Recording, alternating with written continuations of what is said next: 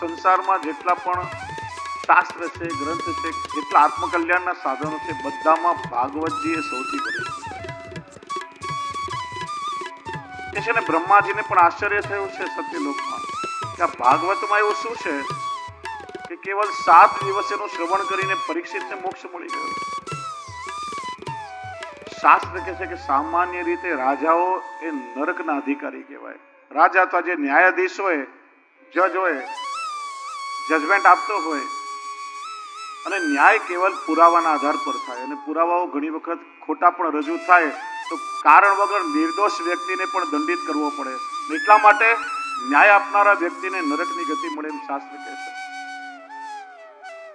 અને પરીક્ષિતને તો ઋષિને શાપ મળ્યો છે. બ્રહ્માજીને આશ્ચર્ય થયું. એક બહુ મોટું ત્રાજવું બનાવડાવ્યું અને ત્રાજવાના એક પલડામાં જેટલા ગ્રંથ શાસ્ત્ર કે જેટલા આત્મકલ્યાણના સાધન છે બધાને મૂક્યા અને બીજા પલડામાં શ્રીમદ ભાગવતને પધરાવ્યું. કહેવાય છે જે પલડામાં ભાગવતને પધરાવ્યું એ વજનથી નીચે નમ્યું. અને ત્યારે જ દેવો અને ઋષિઓએ નિર્ણય કર્યો કે આ કલિયુગમાં આત્મકલ્યાણનું સૌથી શ્રેષ્ઠ સાધન શ્રીમદ ભાગવત છે.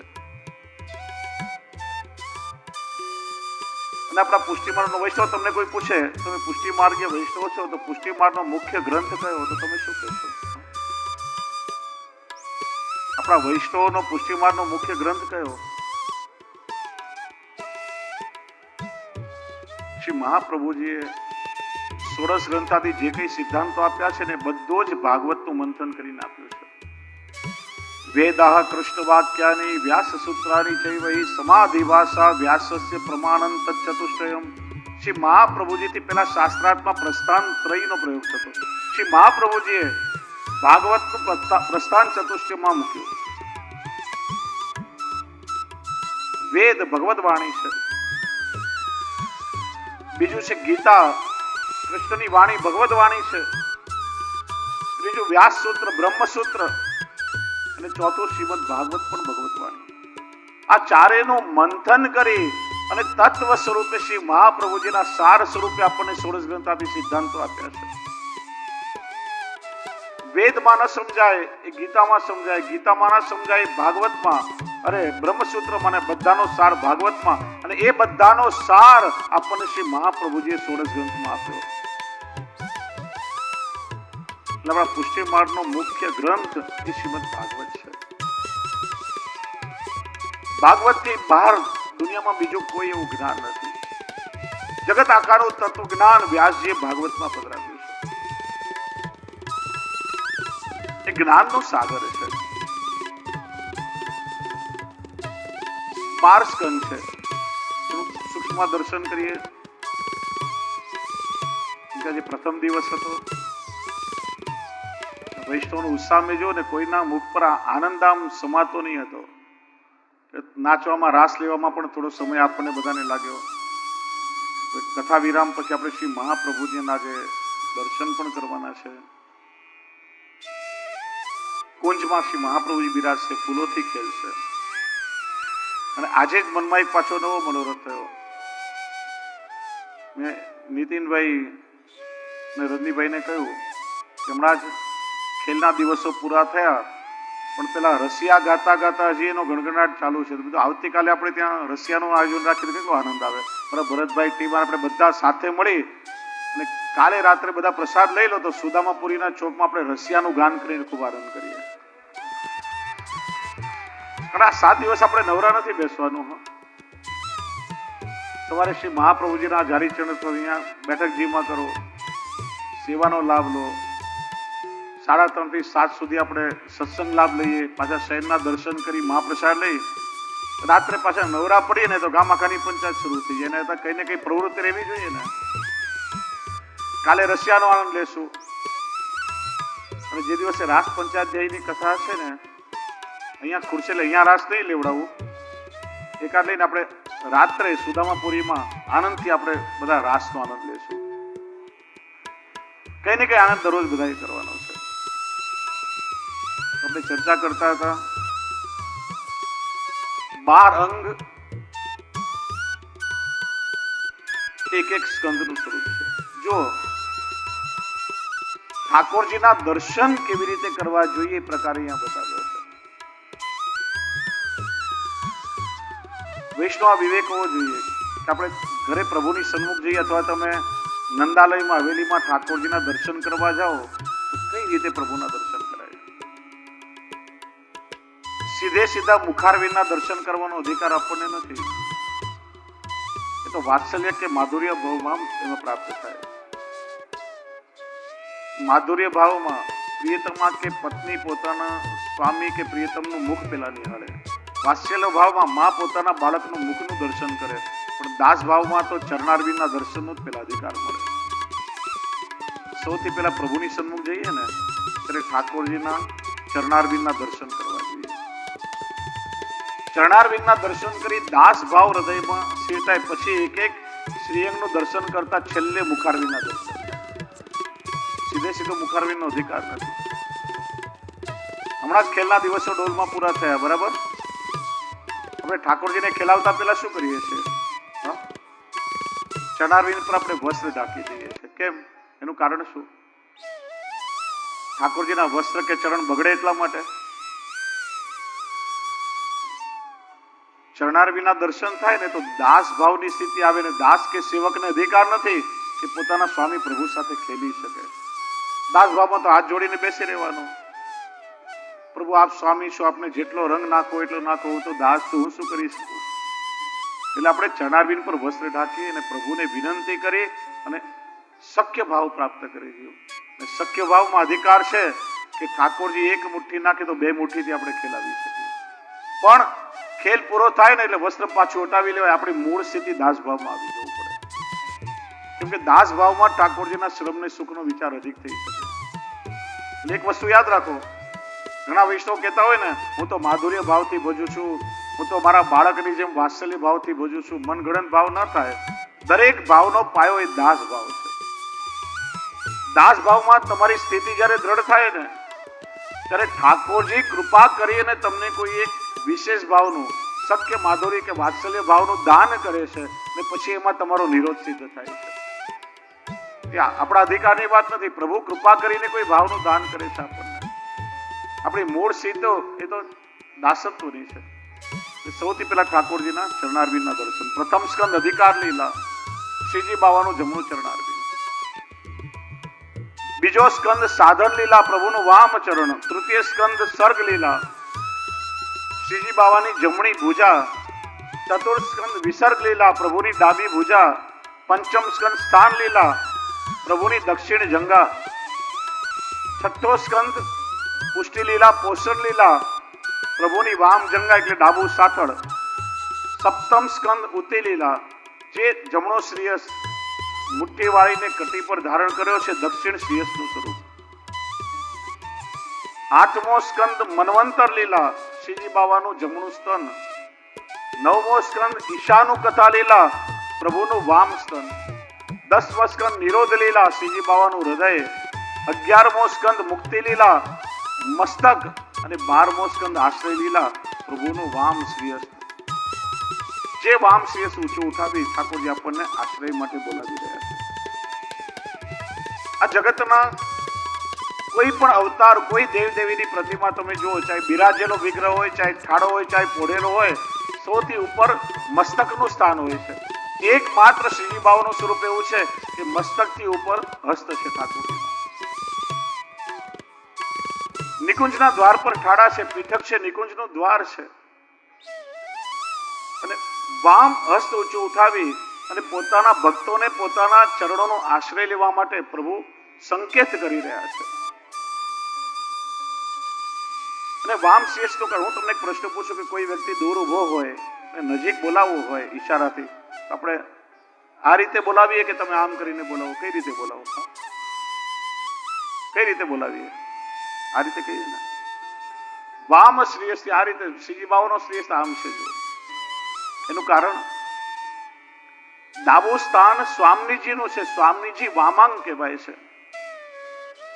શ્રી વલ્લભ એ સ્વામીજીનું ભાવાત્મક પ્રાગટ્ય છે. શ્રીજી બાવા કહે છે જીવ તું મારા શરણમાં આવો, પણ સીધે સીધો આવીશ હું તને ઓળખીશ કઈ રીતે કે તું મારા લીલાનો જીવ છે, નિત્ય લીલાથી વિખૂટો પડેલો છે. કરોડો જીવાત ભૂતલમાં ભટકી રહ્યા છે. મારા શરણમાં આવવું હોય તો પેલા શ્રી વલ્લભની શરણમાં જા. શ્રી વલ્લભ દ્વારા તને બ્રહ્મ સંબંધ થાય. શ્રી વલ્લભ તારો હાથ પકડીને મારા શ્રેયસમાં આપે, પછી મારા ચરણમાં તને કાયમ માટે આશ્રય મળશે. શ્રી મહાપ્રભુજીના જ્યેષ્ઠ પુત્ર શ્રી ગોપીનાથજીનો નિયમ કે શ્રીમદ ભાગવતજીના 18,000 શ્લોકનું પારાયણ પૂરું થાય પછી નિત્ય ભોજન. ઉત્સવ હોય, સેવાનો ક્રમ હોય, 3-4 દિવસ લાગે તો આપ શ્રી ભોજન ના કરે. આપના સેવકો પણ ભૂખ્યા. ત્યારે શ્રી મહાપ્રભુજીએ સમગ્ર ભાગવતની લીલાના સારરૂપ પુરુષોત્તમ સહસ્રનામ ગ્રંથની રચના કરીને આપ્યો. શ્રી ગોપીનાથજીને શ્રી ગુસાઈજી નિત્ય એનો પાઠ, પુરુષોત્તમ સહસ્રનામનો પાઠ કરવાથી સમગ્ર ભાગવતના પાઠનું ફળ પડે છે. એમ આજ્ઞા કરી. અનંતા એવ કૃષ્ણસ્ય લીલાનામ પ્રવૃત્તિ. આ ભાગવતમાં જે 24 અવતારની કથા છે, કોના અવતારો છે? કૃષ્ણએ જુદા જુદા નામ અને રૂપ ધારણ કરીને પોતાના અવતારો પ્રગટ કર્યા. જેટલી પણ લીલા છે આ બધી છે કૃષ્ણની લીલા. બીજા બધા અવતાર છે, કૃષ્ણ પોતે અવતારી છે. બીજા અંશ છે, કૃષ્ણ પોતે અંશી છે. તો ભાગવતમાં ગૂઢ રૂપે આ બધી લીલાઓ બતાવી છે જે કૃષ્ણએ જુદા જુદા રૂપ અને નામ ધારણ કરીને કરી.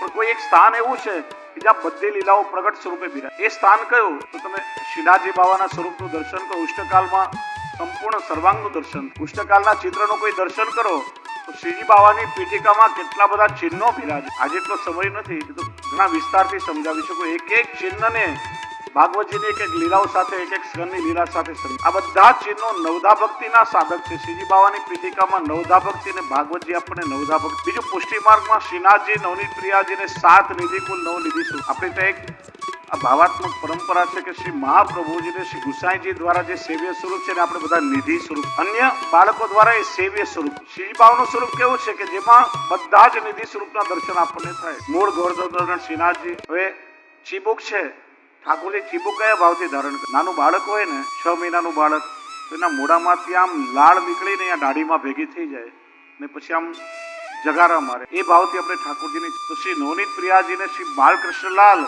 એ બાલ લીલાનું સ્વરૂપ છે એ શ્રીજી બાવાના ચીબુકમાં. પ્રથમ નિધિ કયા? જોરથી બોલો તો સંભળાય. બધા જ તમે જાણકાર સત્સંગી હોય. પ્રથમ નિધિ સ્વરૂપ કયા? મથુરાધીશ. ક્યાં બિરાજે છે? કોટામાં. મથુરાધીશજીની પીઠિકા કેવી છે? ગોળ. તો શ્રીજી બાવાની કંદરાની ભીતરની પીઠિકા ગોળ. બીજા નિધિ કયા? શ્રી વિઠ્ઠલનાથજી. ક્યાં બિરાજે છે? નાથદ્વારા. શ્રી વિઠ્ઠલનાથજીના બંને શ્રેયસ કટી પર છે. તો શ્રીજી બાવાનો જમણો શ્રેયસ શ્રી વિઠ્ઠલનાથજીનું. ત્રીજા નિધિ શ્રી દ્વારકાધીશજી કાંકરોલી બિરાજ. દ્વારકાધીશજીની પીઠિકા ચોરસ છે તો શ્રીજી બાવાની કંદરાની પીઠિકા ચોરસ. એ સ્વરૂપનું દર્શન. ચોથા નિધિ ગોકુલનાથજી, જે ગોકુલમાં બિરાજે છે, જે ગોવર્ધન ધારણ લીલાનું સ્વરૂપ છે.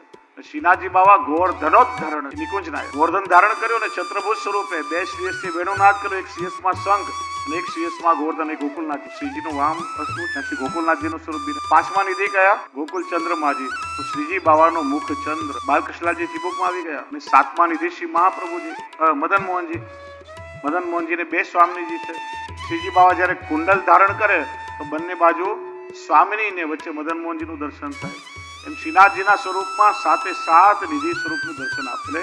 શ્રીમદ ભાગવત એ ગોવર્ધનોદ્ધરણ શ્રીનાથજીનું વાંગમય સ્વરૂપ. ટૂંકમાં દર્શન કરીએ. આપણે થોડું મહાત્મ્ય તરફ જઈએ. કોઈ પણ વસ્તુને એના તત્વને જાણતા પહેલા એના મહાત્મ્યને જાણવું. મહાત્મ્ય જ્ઞાન થાય ને પછી વ્યવહાર વિનિયોગ બધું. મહાત્મ્ય જ્ઞાન બહુ જરૂરી. કે છે ને એકવાર એક સંત નદી કિનારે ઝૂંપડું બાંધીને ચાતુર્માસ કરવા માટે એક ધોબી દરરોજ કપડાં ધોવા આવે. વિચાર્યું આ સંત અહીંયા રોકાય છે તો હું પણ એમની સેવા કરું અને પેલો વિના મૂલ્યે સંતના વસ્ત્રો દરરોજ ધોઈ આપે. ચાતુર્માસ પૂરો થયો, સંતને વિદા થવાનો સમય આવ્યો. વિચાર્યું કે આ ધોબીએ 4 મહિનાથી મારી સેવા કરી, કંઈક આપતો જવું. પોતાની જોડીમાંથી પારસમણી કાઢી અને પેલા ધોબીને આપ્યો અને આશીર્વાદ આપી સંત ચાલ્યા. બીજા વર્ષે ફરીથી ત્યાંને ત્યાં એ સંત ચાતુર્માસ કરવાનું. પાછો પેલો ધોબી કપડાં ધોવા આવ્યો ત્યારે સંતે વિચાર્યું કે ગયા વર્ષે મેં આને પારસમણી આપ્યો, લોઢાને સ્પર્શ થાય તો સોનું બનાવી દે ને, જ્યાં ગામના કપડાં ધોવે છે. પેલા એને પૂછ્યું, અરે ભાઈ તને યાદ છે ગયા વર્ષે મેં તને એક પથ્થર આપ્યો હતો ને, દરરોજ ઘસી ઘસીને શરીર સાફ કરીને નાવું છું. અરે મૂર્ખા, મેં તને પારસમણી આપ્યો હતો. ત્યારે આપ્યો હતો ત્યારે કેવું જોઈએ ને. મહાત્મ્ય ન ખબર હોય તે વસ્તુનું મૂલ્ય ન સમજ. 6 અધ્યાયમાં ભાગવતજીનું મહાત્મ્ય બતાવ્યું છે. કારણ કે ભગવાનમાં 6 ધર્મો બિરાજે છે: ઐશ્વર્ય, વીર, યશ, શ્રી, જ્ઞાન. અને ભગવાન કોણ? એ તે ચાંસ કલા પુરુષ કૃષ્ણસ્તુ ભગવાન સ્વયં. ભાગવત કે છે ભગવાનના દરેક અવતારમાં ભગવાન કેવલ કૃષ્ણ છે. ભગવાન શબ્દ કેવલ કૃષ્ણ સાથે લાગે. ભગવાન કોને કહેવાય? જેમ જ્ઞાન હોય તો જ્ઞાનવાન, સારું રૂપ હોય તો સ્વરૂપવાન, સંપત્તિ હોય તો સંપત્તિવાન.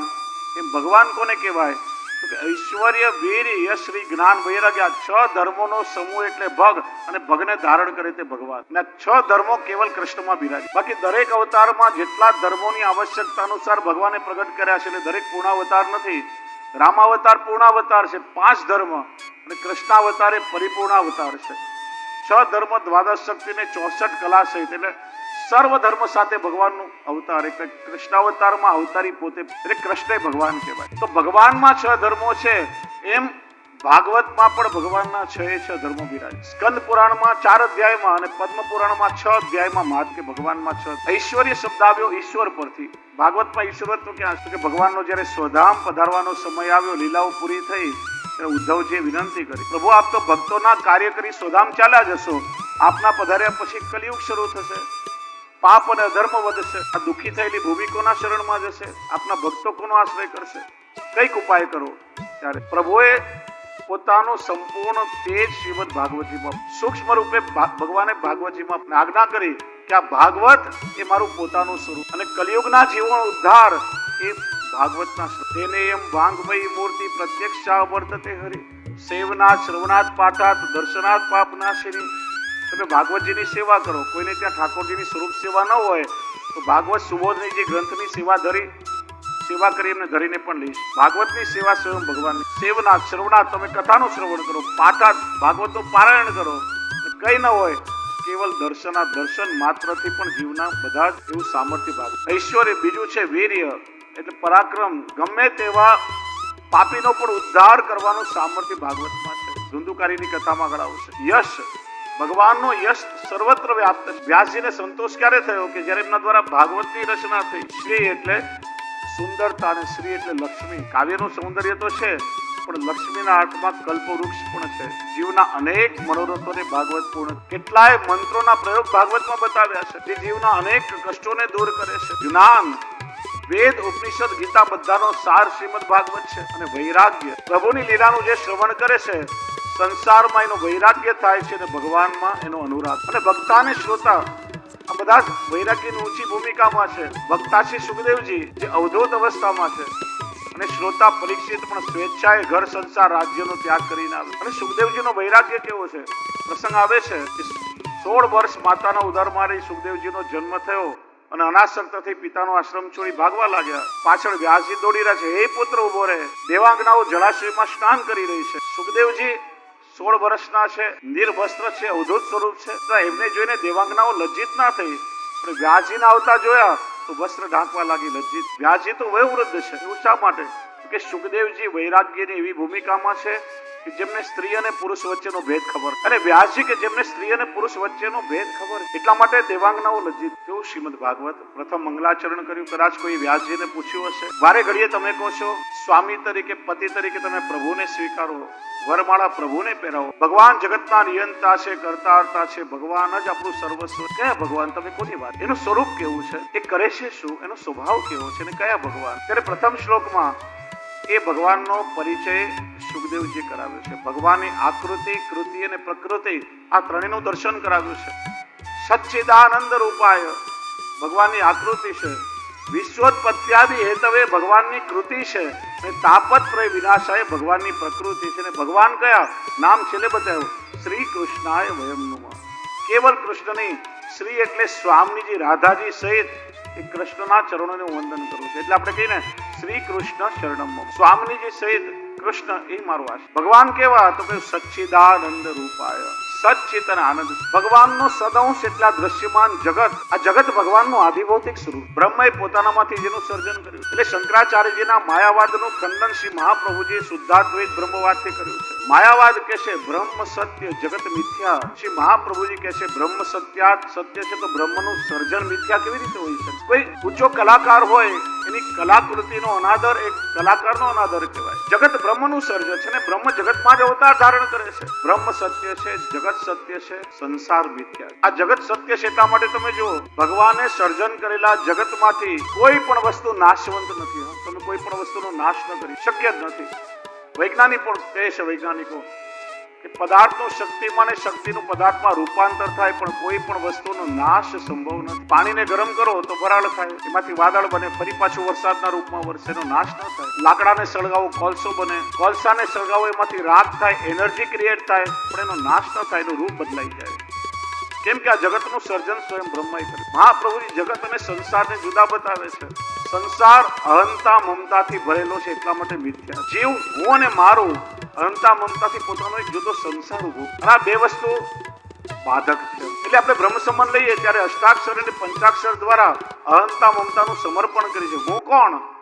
અંગ્રેજીમાં કહેવાય ને, આઈ ઇઝ ઓલવેઝ કેપિટલ. અને હું બધાને નડતો હોય છે. હું કરું એ જગદાનતા, શકટનો ભાર જેમ શ્વાન તાણે. હું ઠાકોરજીને સોનાના આભૂષણો કરાવું છું, હું ઠાકોરજીને મંદિર બનાવી આપું છું, હું ભગવાનને 56 ભોગની સામગ્રીઓ રોગાવું છું, હું ભગવાનની સેવા કરું છું, હું ભગવાનને સંપત્તિ ભેટ ધરું છું. આપણે ભૂલી જઈએ કે જે ભગવાનને લક્ષ્મી જેવી પત્ની છે ને આપણે શું ધન ભેટ ધરી આપી શકવાના?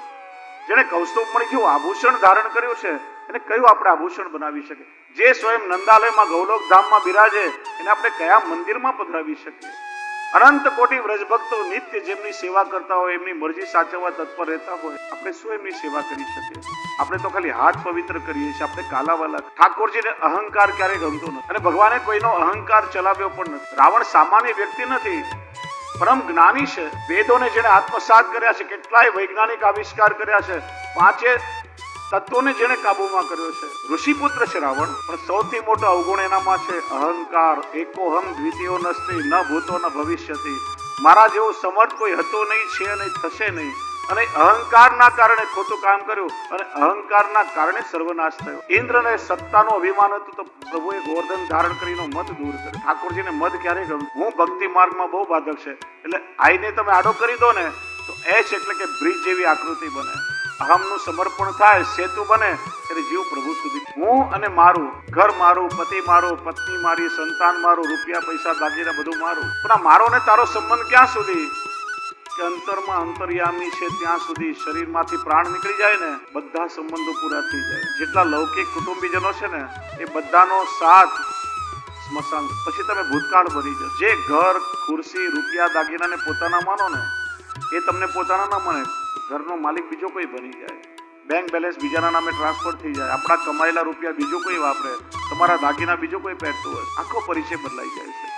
આ બધો સંબંધ શરીર સાથે. શરીરમાંથી પ્રાણ ગયા, બધા સંબંધો છૂટી ગયા, પણ આત્માનો સંબંધ પરમાત્માની સાથે જોડાયેલો છે ને જીવ આપણે ભૂલી જઈએ. એટલા માટે બ્રહ્મ સંબંધ એ આત્માનો સંબંધ પ્રભુની સાથે પુનર્જોડાણ આપણે કરીએ. પ્રભુની સાથે આત્માનો સંબંધ જોડવાની દીક્ષાનું નામ બ્રહ્મ. હું કોણ? દાસો હમ, પ્રભુ આપનો દાસ. અને મારું શું?